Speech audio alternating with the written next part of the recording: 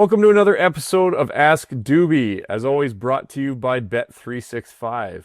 Want to get in on the action for the Stanley Cup playoffs? At Bet365, they got you. From game props, player props, totals in the money line, you can even bet on futures like series winners, conference champions, the Stanley Cup champions, and much, much more.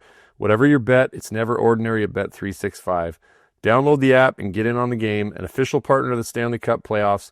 Must be 19 or older, and I am going to give another shout-out to Bordsy, who just happened to go 6-0 on his 2-0 on the parlays, 6-0 on his bets when I was up visiting in Edmonton, and I left, and he missed last night. But make sure to check out pregame on Oilers Nation. He's always putting out Bordsy's bankroll, always Oilers-heavy, Oilers-friendly bets, and hey, he's pretty hot right now, two out of the last three, so go check him out. All right, let's dive into it. The ugly game that was last night. There's a lot to unpack here. I think, first of all, it's a throwaway game. End of the day, that game doesn't matter. It doesn't matter if you lost 1-0 in overtime or the way the game went. I think the game looks a lot worse than it was. Yes, it was a rout. Of course it was. If you watch the first half of the game before it got out of hand, it really wasn't that much. The Oilers are on the road. They're not going to have the same momentum as they had at home.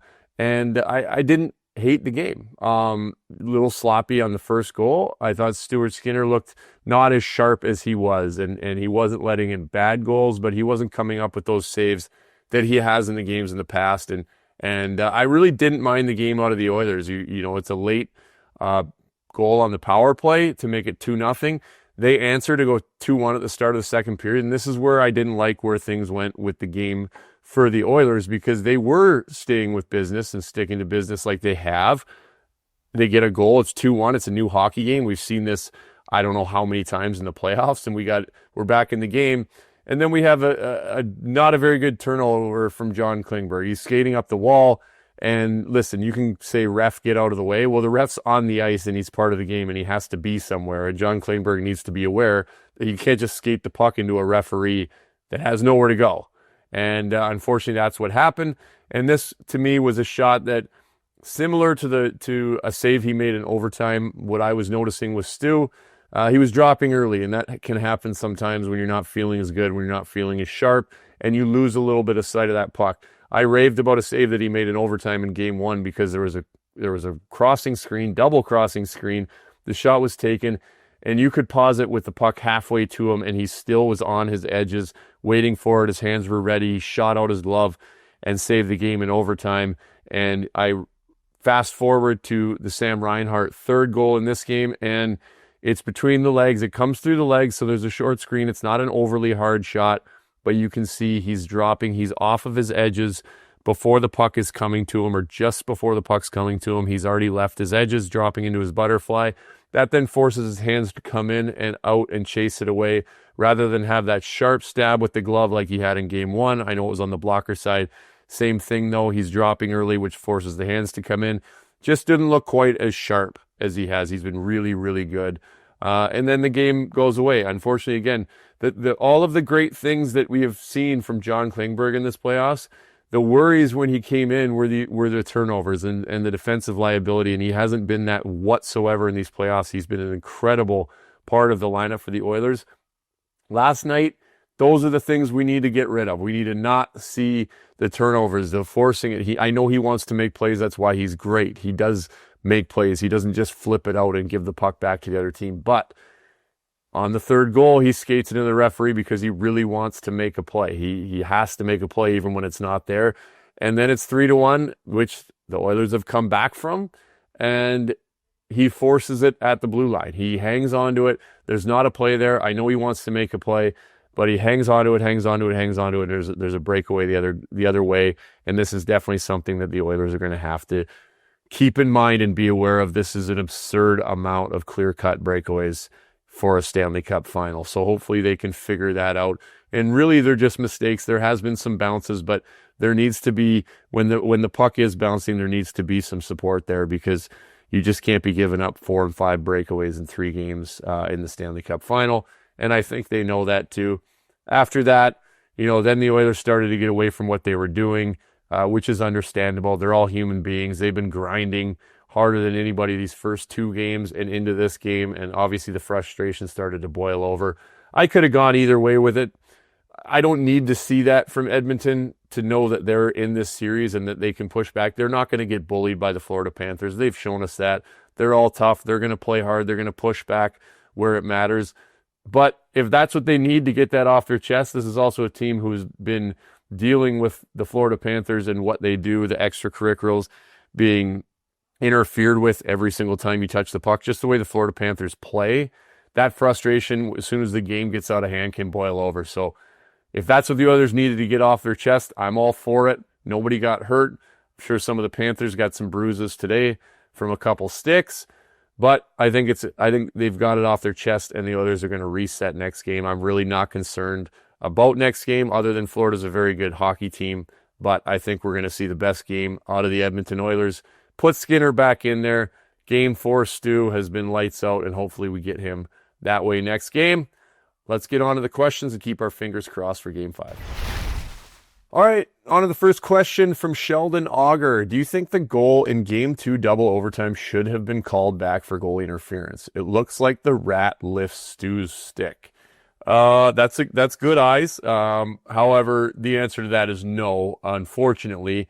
If a player is trying to score a goal, unless they shovel the goalie into the net, or it's blatantly obvious that he shoots it and then lifts his stick, it's just not going to be called. It's not. The player is allowed to try to score. And unfortunately, with that goal, it was just kind of a fluke play. I mean, Draisaitl did everything he possibly could defensively on that play. Coming back, I didn't know what he was going to do. He was coming back so hard and so fast. I didn't know if he was just going to break his stick over his arms and just take the penalty and hope it wasn't a penalty shot or what, because he was coming back that intensely. And he did an unbelievable job of actually defending and not taking a penalty. He got around the other side. He hooked up. He tied up Marchand's stick.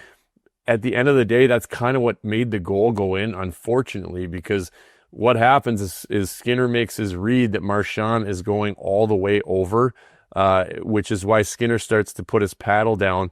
And that defensive effort from Leon Draisaitl kind of tying him up and hooking his stick kind of makes him come down and hit the puck earlier than he probably planned on. And that's where you can see it's kind of just he's getting tied up and then he just whacks it and Skinner's going to the paddle down position there and it creeps between his legs. So was it goalie interference? No. Just an unfortunate play. And especially when you see one squeak in, that always kind of sucks. But on the goalie interference side, I want to talk about last night a little bit because this is a game where we just touched on it before. The second goal, the power play goal that Florida scored, Carter Verhaeghe, was due to a goalie interference penalty on Victor Arvidsson. And looking back on this penalty, now I'm goalie first. I'm pro goalie, and Bob's one of my favorite goalies to watch. However, I think this is an opportunity. Again, I think the referees are not doing the best job at controlling the game. I think this is an opportunity to call both here. Yes, was this goalie interference? Absolutely. Did Bob get bumped? Absolutely. Is Bob one of the best skating goalies that I've ever seen in my life? Also, absolutely. Which means when you get bumped by a guy who's 5'6", whatever, RV, sorry, I don't want to be chirping Victor, but he's not a big guy. You get bumped, and Bob almost did a backflip.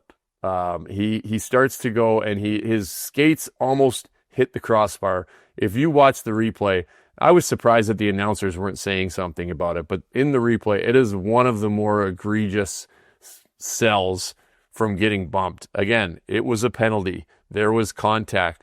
There was also a crazy job by Bob trying to sell that, and I think they could have called that and evened it up because it was really ridiculous in a series where you've got Sam Bennett almost injuring Stuart Skinner in Game 2.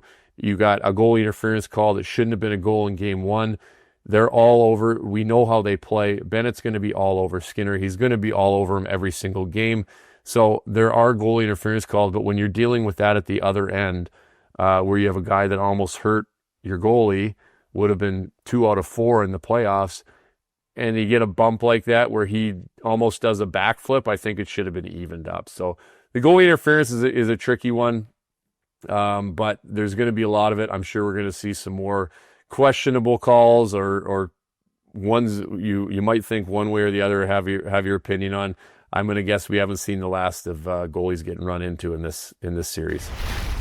Okay, next question from Keaton Bodez, not sure how to say that. How many guys are playing hurt at this point in the playoffs, and do you think that having them in the lineup is helping or hindering the roster? Well, I think the answer to that question is there is a ton of players playing hurt right now. Playoffs, it is crazy the toughness of these guys. Right from the start of playoffs in the first round, it just gets more and more. The amount of hockey that these guys have played, the level of hockey these guys are playing, and the physicality. Look at game one, starting from game one in this series. The physicality, the slashing, the cross-checking is through the roof. And these guys, listen, they're wearing hockey equipment. There are holes in the hockey equipment. There are spots that they know. When you watch guys go in with the cross-checks, they're cross-checking right between the elbow pad and the shoulder pad. They know exactly where they want to hit to make the guy feel it. Or when they're slashing, they're trying to slash right on the knee and make sure they feel it. And that on top of just the general wear and tear. These guys are playing night in, night out, every other day for the most part. They have been for almost 2 months now. And yes, guys are hurt. They just don't talk about it. They hide it. They find a way. They battle. They're tough as nails. These guys, to get to the Stanley Cup Final, how tough these guys are is crazy. But as far as helping or hindering the lineup, I think they're there to help. Both rosters right now, their lineups are what got them here. Their lineups are showing that these are the best two teams on the planet right now going head to head. And so until you start to see somebody take a step back or be causing problems on the ice due to missing a step, which personally I don't think we've seen. I think we're seeing an insanely high level of hockey played. That's the only time you consider.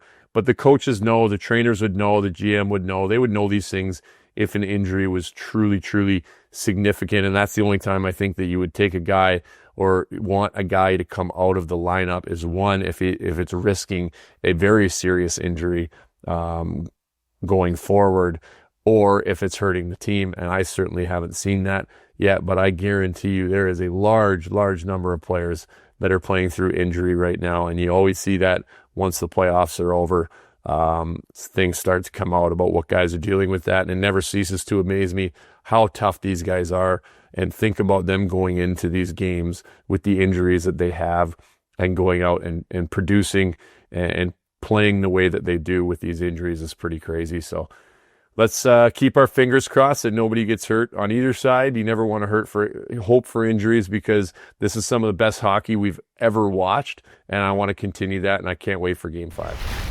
All right, before we get to the next question, I have been calling the next game Game 5, and it is not. It is Game 4, and we need Game 4 stew. So I am looking forward to Game 4, also looking forward to Game 5 when it gets there, but definitely looking forward to Game 4. On to the next question here. Graham Hampton asks, what is the most deceiving shot from a player you've faced in your career? It's a good question. I've got a few. I'm going to start with a pretty obvious one. Alex Ovechkin had my number for my entire career.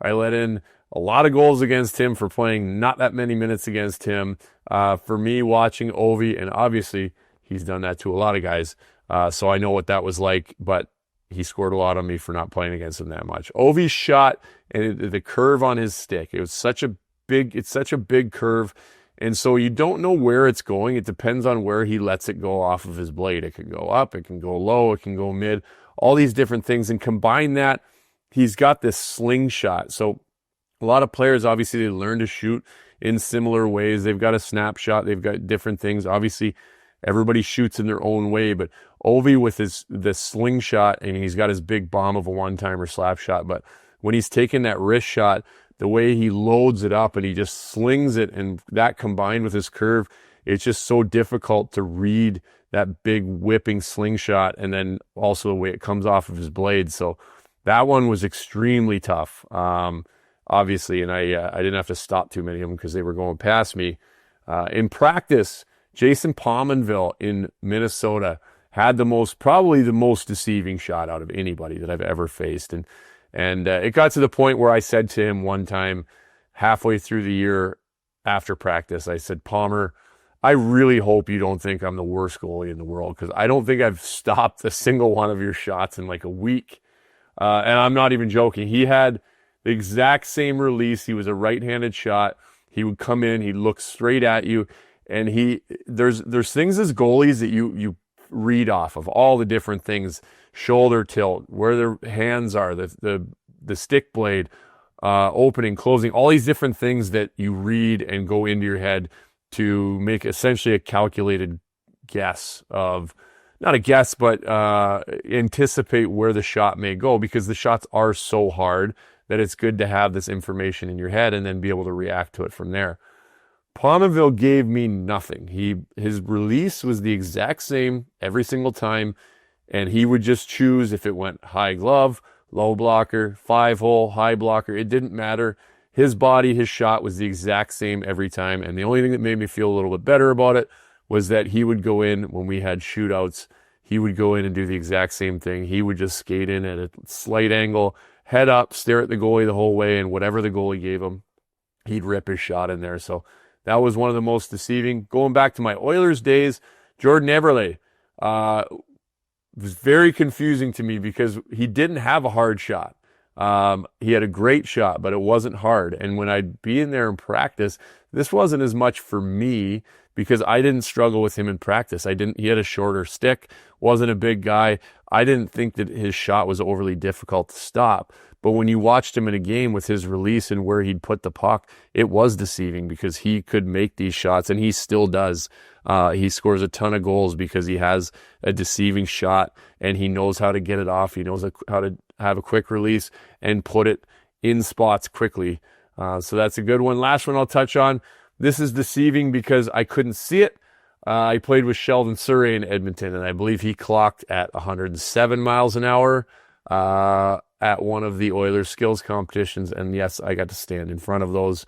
Fortunately, he didn't hit me with many of them, and I didn't want to be hit by any of them because that's a whole different level of speed on a shot when you see that coming at you. He used to half wind up and say, "Sorry, Dubey," before he blew it past me.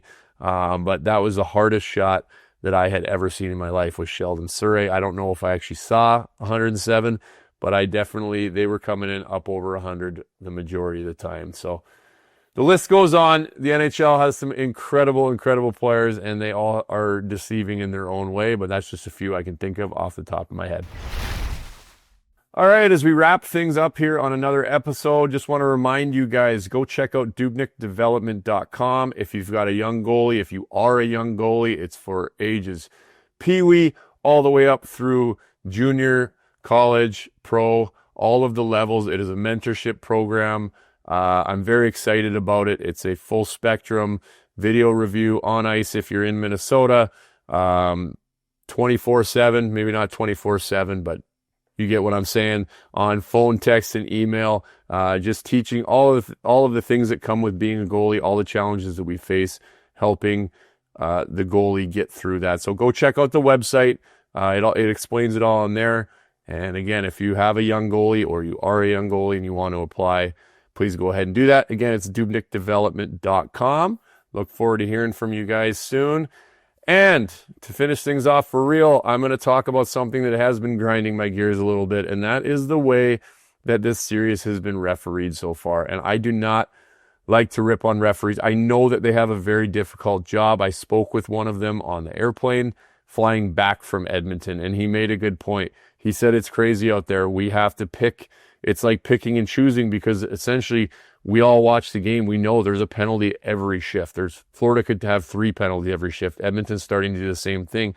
It's a difficult job for the referees to pick and choose which ones to call. But what I haven't liked actually in any of the games, but especially last game, is these first period penalties. I understand. I think what they're trying to do is set a tone where they're going to call a bunch of penalties and then stop calling so that the game relaxes. It's not working, and it's creating a game that's not enjoyable to watch. The first 2 games were fine. First game was interesting, or the game 2 was interesting because you felt like an entire hockey game was played by the 10-minute mark. It was 3-2 with all these power plays. But last game was not. There was no flow, and going back through the penalties, I don't think that there's a couple of them that you can call, but I don't think Lundell's was anything crazy. The first penalty, Evander Kane's was a terrible call. He pushed him over in front of the net. Then you have a couple that you have to call. You got high sticking and too many men. That's fine. Those are penalties. Then you have the goalie interference penalty that I touched on earlier. That if you really want to control the game, I think there you call them both. Don't do that. Bob, don't do a backflip in your net. It's 4-on-4. We move on because it wasn't that hard of a hit. But 8 penalties in the first period, it's not fun to watch, and there's no flow in the game. I think you saw that the Oilers looked different. We didn't have that 4-line flowing feel where it was just one line after the other, each line doing their job, because it was all special teams. And again, it's not an Oilers bias. I don't think that the Oilers are getting screwed. I don't think the referees are calling too many against the Oilers. It's both ways. And it just is not enjoyable hockey to watch. So if they're trying to call a bunch in the first so that it stops, so that they don't have to call any later, it's not working. It's not going to work. I think the only time you need to crack down and really call stuff is the things that are essentially attempting to injure. If you're taking away a scoring chance, it needs to be called. Or if it's blatantly trying to hurt somebody, the slashes, the punches in the face, like the one at the end of the first period, that's a penalty. Those are things you call, but with how aggressive this series is going to be, I think they got to get away from the Evander Kane call, and even the Arvidsson call, and even the Ekblad call, the tripping behind the net. Like, I don't understand why they're doing that first, and it's making for not good hockey. So there has to be penalties, or it's going to get out of control. But even looking back at game 1, they basically let everything go for the next 2 periods, everything for the second and third period. And they didn't take advantage of it. There wasn't that much stuff going on in the scrums. They were letting it go both sides. And then in the second game, they started to call some ones one-sided. Evan Bouchard got called twice for retaliatory cross checks that I don't think were getting called in the second and third period of game 1. That's when frustrations start to happen. And then it becomes worse. I found in game 1, when they just let it go, there weren't as many frustrations. So again, I personally, as a hockey fan, I don't appreciate the way this is going, because last game was not overly entertaining to watch at all. And you can throw away the third period at that point. They have to call everything. The slashes, the cross checks, they have to call 2 and a 10 to everything. So they did their job there. I'm not talking about that. But I want to see 5-on-5 hockey being played, unless it's an egregious attempt to injure or a high stick, the auto ones that you have to call, or taking away a scoring chance. I'm tired of seeing this ticky-tacky stuff get called and watching an entire game of power play and penalty kill. There's no flow. It's not enjoyable. It's not advantageous to the Oilers either with how their penalty kills looked. And I think at 5-on-5, the Oilers are a better hockey team for the most part of this series. Florida's obviously still great, but I think it's advantageous to Edmonton to keep it 5-on-5 and roll the floor lines. I'm almost out of breath. I know refereeing's a tough job, but that was just a disappointing game to watch with the amount of penalties, even throw away the third period. So don't forget to get your questions in. Please, hashtag AskDubey on all social media platforms. Drop your questions below in this YouTube video in the comments section. Keep them coming in. I love answering them. If you have a question, if you're unsure, just throw it in there and we'll figure it out. I'll try to decipher it and get you an answer. But this has been a lot of fun, so please keep the questions coming. And lastly, not to forget, this episode has been brought to you by our friends over at Wilhauk Beef Jerky.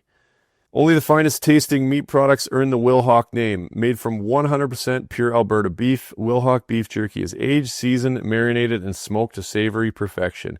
You can find their beef jerky, sausage, and other products exclusively out of their Leduc location, or you can order online. Get your jerky on at wilhaukbeefjerky.com. What's up, Nation citizens? If you like that video, then you need to be subscribed to the Oilers Nation YouTube. Podcasts, live shows, exclusive interviews, and analysis.